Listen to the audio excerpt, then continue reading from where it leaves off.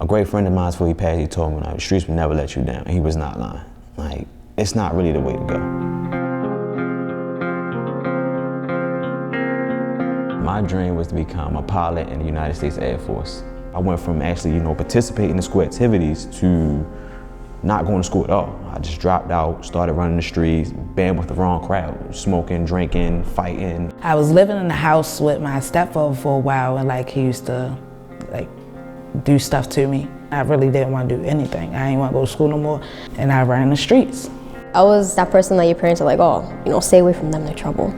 I felt like nobody around me cared, so I really didn't care.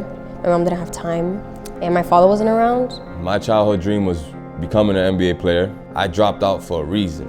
I dropped out because I didn't have that stable home, and my mind wasn't focused, and it wasn't all there at school. I had no family, I had no one to run to or nothing, so it was it felt like it was me against the world. I decided to stop going. I was in middle school in 6th grade.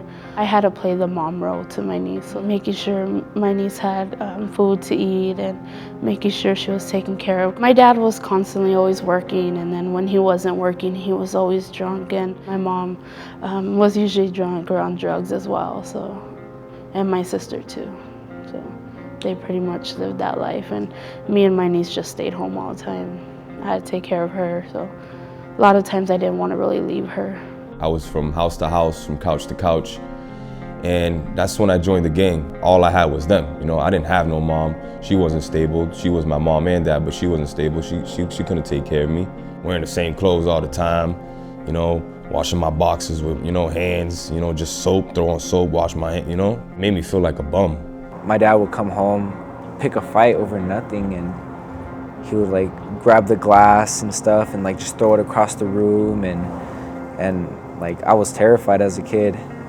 My grandma, she would think I'd be going to school, but I'd wake up in the morning, get dressed, go hang out with one of my friends at their house or something. She'd ask me, where are you going? Are you going to school? I'm like, yeah, I'm going to school, but I never went. She was like, I can't handle it. You're just like your brother and just like your dad. I don't want you to end up like them. What youth really need is just that main person they can actually talk to comfortable and open up and let that one person know about their life and what's going on. If you really care, actually care, motivation, it plays a big role in people's lives. I joined ROTC. Our motto is all the way. When you throw the salute, you throw it down and you say all the way and you shake their hand, because you're going all the way in life. Instead of going to a big public school, I went to a charter school.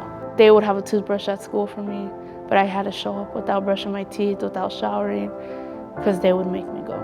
There was times, where I was broken, living on my own at 14, couldn't get a job, and the school supported me 100%. One thing I would like people to know from hearing my story is there is hope. I feel like they limit us because we have a child. It's gonna bring us down, or we're not gonna be successful, but I'm not just a number, and that I will be successful. I can just see myself not being there for my daughter, probably in jail, So it's like, nah.